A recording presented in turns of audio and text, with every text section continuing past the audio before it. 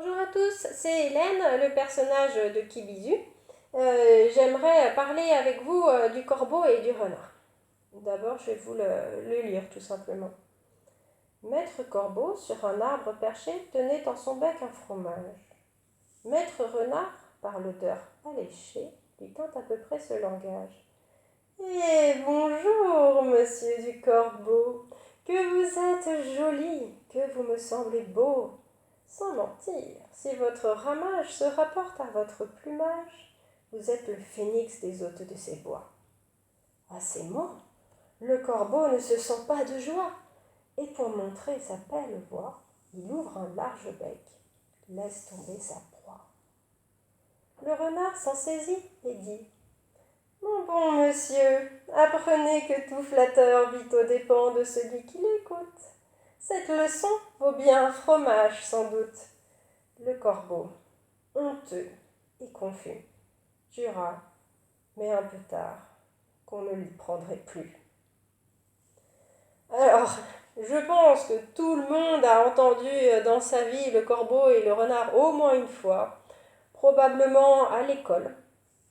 Donc cette fable de Jean de La Fontaine est une des plus connues avec la cigale et la fourmi, le lièvre et la tortue.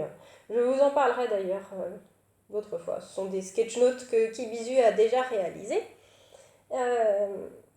qui ont d'une certaine manière, toutes ces fables ont une petite résonance, si on peut dire, avec cette histoire de surdoués, de pervers narcissiques, de zèbres, de HP, de toutes ces choses-là, de manipulateurs. Bon, il y a des fables sur plein de sujets, mais il y en a plusieurs qui ont une certaine résonance avec toutes ces expériences de vie de ces années passées que Hélène a eues, que moi, Hélène, j'ai eu, voilà, enfin, je ne sais pas comment je peux vous dire ça exactement.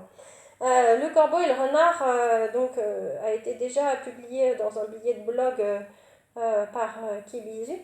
Et cette fable, en fait, euh, résume complètement en fait la relation de ce renard qui en fait pourrait être complètement le manipulateur. D'ailleurs, c'est très bien, comment dire, même carrément dit par Jean de La Fontaine avec le flatteur qui arrive à récolter, enfin, à prendre au corbeau par la flatterie ce fromage, et le corbeau qui se fait complètement avoir.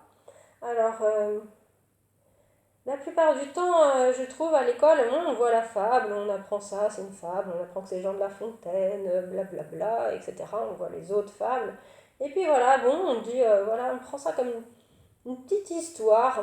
Et en fait, je sais pas pour vous, mais moi j'ai toujours pris ça comme une petite histoire. Oui, voilà, un corbeau, un renard, blabla. Mais j'ai jamais pris ça comme une véritable leçon de vie. J'aurais tellement aimé avoir un professeur peut-être qui me dise alors aujourd'hui on étudie le corbeau et le renard. Voilà, on apprend ce que c'est qu'une fable, on apprend ce que c'est des rimes, toutes ces choses-là qu'on apprend à l'école en fait, mais que le professeur nous dise alors, Jean de La Fontaine, il raconte aussi une histoire qui sera très importante dans votre vie, car vous pourriez être un corbeau et un jour rencontrer un renard, et attention, attention à la flatterie, quelqu'un qui commence à beaucoup vous dire que vous êtes jolie, que vous êtes beau, que vous êtes belle, que vous avez l'air d'un phénix, d'un magnifique, etc. Car Petre, le pervers narcissique, me disait ça à moi, Hélène. Me disait que j'étais magnifique, me faisait des compliments énormes. Alors, on prend ça, on fait ouah, quelqu'un qui me fait plein de compliments. Surtout que la plupart du temps, si vous êtes vous-même quelque chose comme surdoué, HP ou je sais pas quoi, enfin, ou hypersensible, tout ce genre de caractère qui plaît énormément et justement qui attire ce genre de personnage car on est sensible, on a donc la moindre flatterie nous touche très fortement et en plus de ça, vu qu'on s'est tapé tout le temps ce truc-là Je pense que si vous êtes concerné, vous allez tout à fait ressentir ce que je veux vous expliquer. Où on s'est tellement tapé des critiques tout le temps sur ceci, sur cela, au moindre petit truc, car même si on ne savait pas pourquoi d'ailleurs, et on se l'est toujours demandé, et finalement c'est arrivé à cet âge de 35 ans que moi, Hélène, tout d'un coup j'apprends grâce à ma psychologue, grâce à ces tests, hein, bêtes, si on peut dire, de QI ou comme ça, que je corresponds à un mode de fonctionnement particulier qui fait que les gens vont être beaucoup plus du coup jaloux de vous. Non, c'est pas ça que vous pensez. Plutôt plus facilement jaloux de vous. Au moindre truc, ils vont s'énerver contre vous. Vous dites mais qu'est-ce que j'ai fait qu'est-ce que j'ai fait Bon, et puis hop, allez, hop, on se fait critiquer, on se fait ostraciser par tout un groupe. On ne comprend pas, alors comme on est hypersensible, eh ben, on est touché. Et là, tout d'un coup, vous tombez sur un magnifique renard qui vous fait plein de compliments, qui vous dit que vous êtes le phénix des hôtes de ces bois. Vous dites, ah ça y est, quelqu'un qui est gentil avec moi, qui reconnaît que j'ai des qualités, qui ne reconnaît pas que mes défauts. Et, et donc, bah, ouais, mais personne nous a dit que on pouvait être le corbeau et qu'on pouvait tomber sur ce renard. Et voilà, donc, eh ben oui, bah, on montre notre belle voix, on se fait complètement emporter dans une relation professionnelle, amoureuse, amicale, et on y croit, dur comme fer, on y croit, on se dit ça y est, j'ai rencontré le meilleur ami, j'ai rencontré le meilleur collègue, le meilleur patron, le meilleur je sais pas quoi, le meilleur amoureux ou tout ça. Et tout d'un coup, un jour, du jour au lendemain, ou pratiquement, hop, une petite critique. Hop, deux critiques, trois critiques, 10 000 critiques, et puis le lendemain, on est de nouveau le phénix. Puis le lendemain, on est de nouveau une grosse... vous voyez ce que je veux dire et voilà, donc on se retrouve coincé dans cette relation corbeau-renard. La seule différence, je dirais, si je poursuis un peu l'analyse de cette fable par rapport à ce sujet, la seule différence qui est assez notable dans la fable de La Fontaine, c'est que le renard avoue être un renard, avoue être un flatteur. Et d'ailleurs, il veut donner la leçon au corbeau. Finalement, il l'aide. Après tout, des fois, je me dis,